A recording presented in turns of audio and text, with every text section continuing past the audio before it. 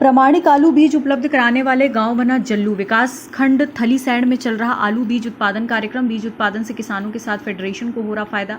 विकास खंड थलीसैंण का जल्लू गांव अब प्रमाणित बीज उपलब्ध कराने वाला पौड़ी जिले का पहला गांव। यहां के किसान पिछले 2 साल से उद्यान विभाग को कुफरी प्रजाति के प्रमाणित आलू बीज उपलब्ध करा रहे। जिले में आलू बीज की मांग को देखते हुए आलू बीज उत्पादन कार्यक्रम को विस्तार देने की योजना बनाई जा रही।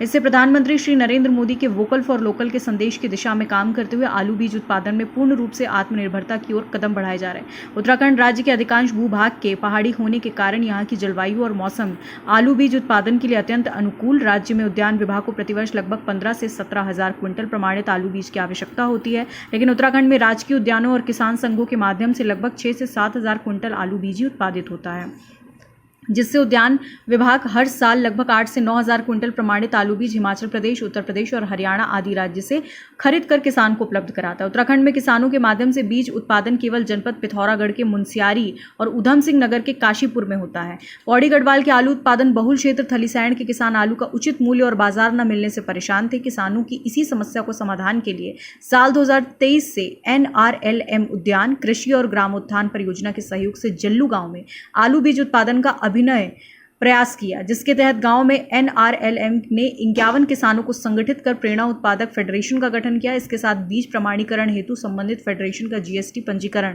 बीज लाइसेंस और बीज प्रमाणीकरण एजेंसी में पंजीकरण कर बीज प्रमाणीकरण का कार्य करवाया।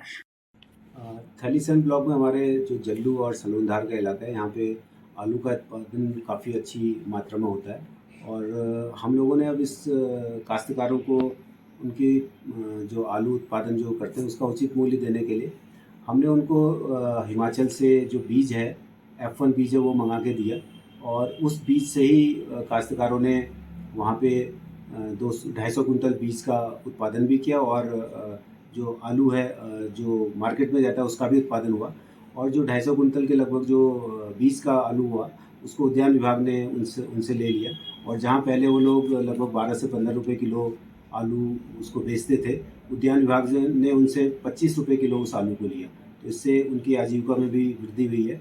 और साथ साथ हमने वहाँ पे एक उसके लिए सोलर पावर्ड कोल्ड स्टोर की स्थापना भी वहाँ पे की है, जिसमें कि आलू जब होता है उसको बीज को वहाँ पे सुरक्षित रखा जाता है और उसके बाद मार्च में उस आलू को उद्यान विभाग के द्वारा ले लिया जाता है और विभिन्न काश्तकारों को उसको वितरित किया जाता है।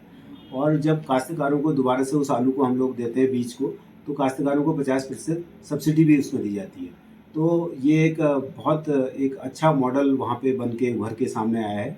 इसमें जो पहले जितनी किसानों को जो आय होती थी उसमें लगभग दुगने की वृद्धि हुई है और साथ में जो बीज है वो भी उनको वहीं पे मिल जाता है और साथ में उसमें 50% सब्सिडी भी मिलती है। हमारा प्रयास है कि इस क्षेत्र को हम लोग और आगे इसका विस्तार करें और जिससे ज़्यादा से ज़्यादा काश्तकारों को हम इसका लाभ दे सकें। इसके लिए हमने वहाँ पे एक FPO का भी गठन किया है, जिसमें लगभग हमारे 600 के लगभग काश्तकारों को हमने अभी तक इसमें जोड़ दिया है। खबर भारतवर्ष के लिए पौड़ी उत्तराखंड से वीरेंद्र रावत की रिपोर्ट। अपने शहर, अपने प्रदेश की ताज़ा खबरों के लिए लाइक करें, शेयर करें, सब्सक्राइब करें और हाँ, बेल आइकन दबाना ना भूलें, क्योंकि खबर हमारी, फैसला जनतंत्र का।